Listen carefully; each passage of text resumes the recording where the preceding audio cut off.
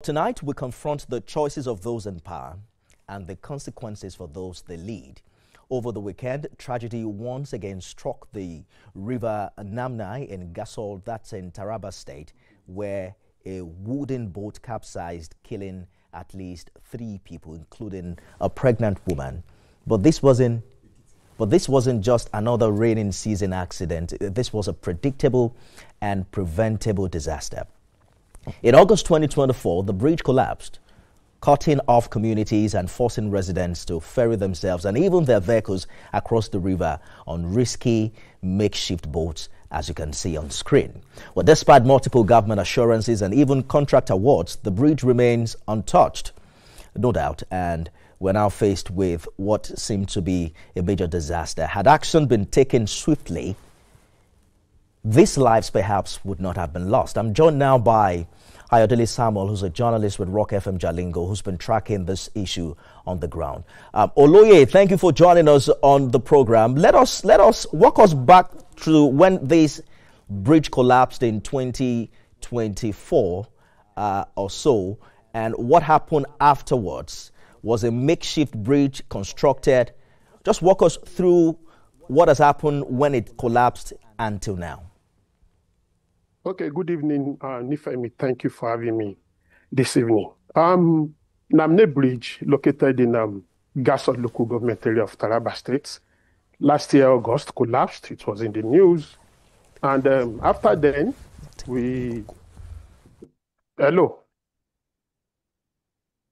After then, we had series of visits. Of course, politicians and public office holders would do their usual thing, visiting the site of Namnai. After the bridge collapse, community gathered up to make a makeshift bridge with woods. But I think that didn't last during the rainy season, so we had to go back to using boats to ferry both human beings and vehicles to cross over to the other side. Namnai Bridge is very critical to Taraba State because it connects Taraba State and the northeast to the southern part of Nigeria, meaning those coming from Yola, Adamawa, Gombe, even some international routes too. Would have to use the highway to cross over to states like Benue, Ebonyi, to some even some part of Nasarawa State, and it's a very busy road. Since the collapse of the bridge last year, not much of government intervention have been seen. Few cases of incidents around the bridge until Friday, when we had a serious issue at the Namnai Bridge where 3 people lost their life, including 22-year-old Aisha, who is pregnant. She died with an unborn child. And it took the Taraba State government 48 hours to issue a condolence to that incident. And it speaks volume of commitment of both the federal government, because it's a trunk, a federal road, and the Taraba State government commitment to repairing the bridge at Namnai. Now, Namnai is just more like a death trap. Nigerians, Tarabans are scared to cross this road over because you don't know what happens next. Yesterday evening, after every rainfall, we have a lot of people stranded at the bridge in Namnai. As it is now, the water level has come down a little, but Tarabans are scared and are asking questions, when will Namnai Bridge get the required attention, both from the federal government and from the state government beyond lip service? The Taraba State government, we understand, awarded a 19 billion naira contract for the bridge after reportedly securing federal approval. And then in April, a federal minister visited, promising federal government-led reconstruction via the Northeast Development Commission within a week. What exactly happened after that visit? Did that federal promise override state's plans? Oh, okay, thank you, Nifemi. Precisely March.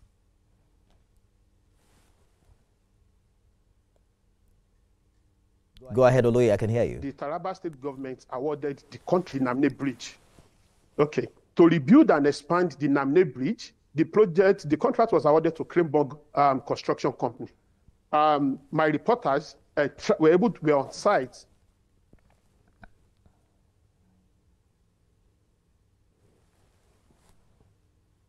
Spilling into April.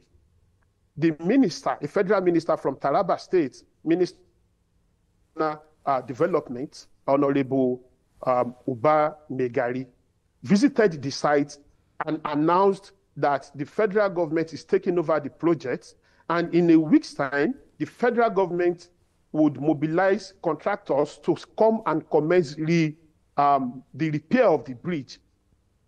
It's in public domain, where the minister said something will be done. If it's to provide a floating bridge, if it's to provide a temporary measure, if it's to commence the immediate repair or reconstruction of the bridge, promising Nigerians, promising Tarabans that in a week's time, and if I may, it will surprise you to know that this is a week time since April.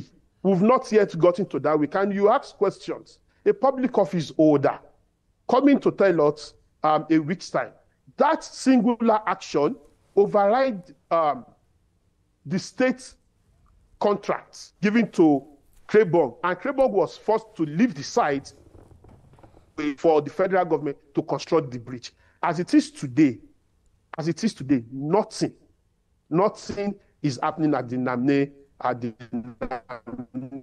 Bridge site. Right. What we have there is tragedy that happened last Friday. Let me play for you an excerpt of exactly what the Minister of State for Regional Development said when he visited that bridge in April. But as a responsible government, we are not leaving anything to chance. You all know that we are supposed to be on holidays, but that is no excuse.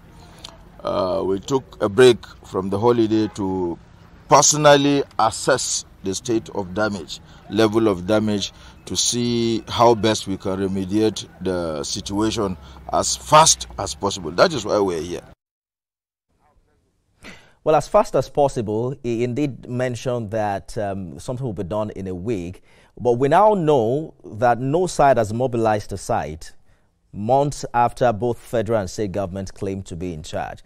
But the minister did say during that visit that they are in talks with the state governor. So you wonder why the project is still in limbo. Who really takes responsibility for the delay? Thank you, Nifem.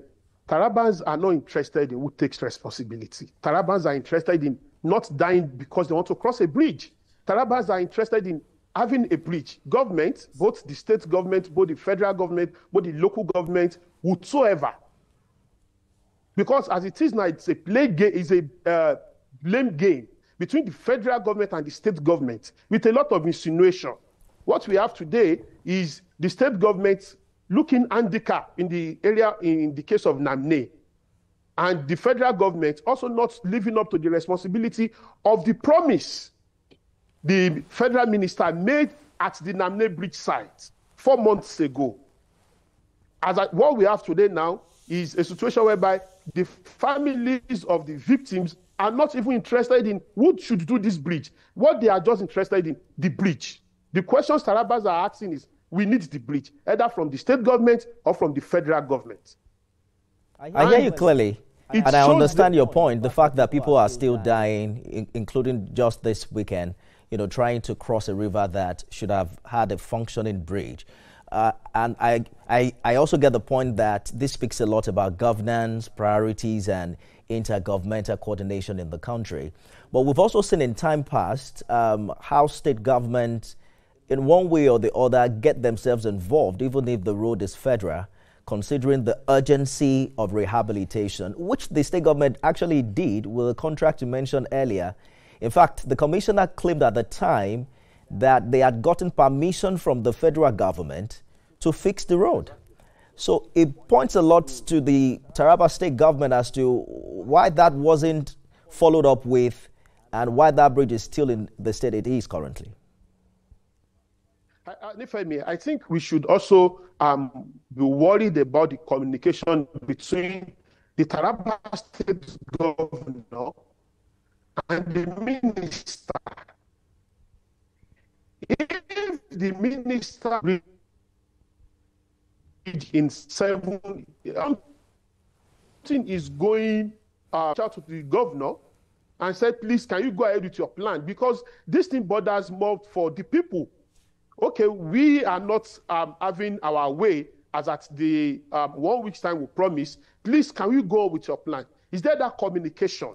The Taraba State government too owes us that explanation to tell us if there was a communication between them in regards to the delay of this bridge. However, we need to point it clearly that the state government made an attempt to repair this bridge. The state government mobilized a contractor to repair this bridge. But intervention of the federal government from a minister, when the minister was making that pronouncement, he said conclusively, as reported in the media, that I speak for the federal government, meaning that, and assumed that every paperwork must have been perfected in Abuja before coming to Namnai to tell us the bridge will commence next week. I hear you clearly, and it also brings to mind precisely what should have happened prior to this time vis-a-vis what we are seeing happening right now. But what has been what do you make of the state government's position? Have you heard from them following this incident?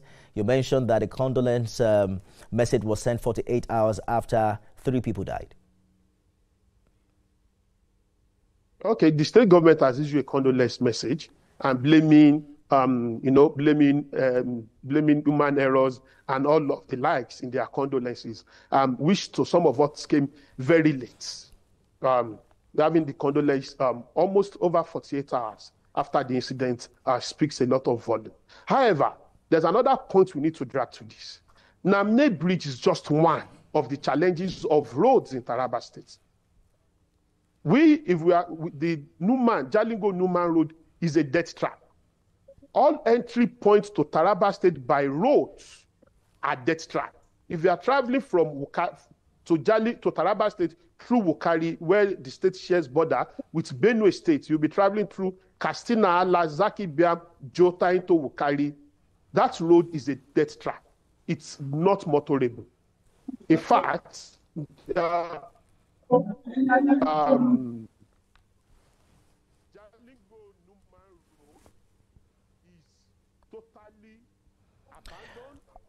not motorable for over the years, and you wonder, is Taraba State part of the 36 states in this country that we don't even have a functional federal road, a federal road that it's good to drive on? And the state governments, it's all right. How much are they engaging the federal government to fix this problem? Mr. Samuel, we have to go now quickly. What are your final thoughts in this regard? What do people in Taraba expect to happen in the coming days? Okay, what people in Taraba are expecting is the Namnai Bridge should be fixed, either by the state government, by the federal government. They just want to drive over a river that's claiming life in Namnai. That's all. Adele Samuel, journalist covering developments in Taraba. Thank you so much for talking to us on Beyond the Headlines. Thank you, Nifemi, for having me.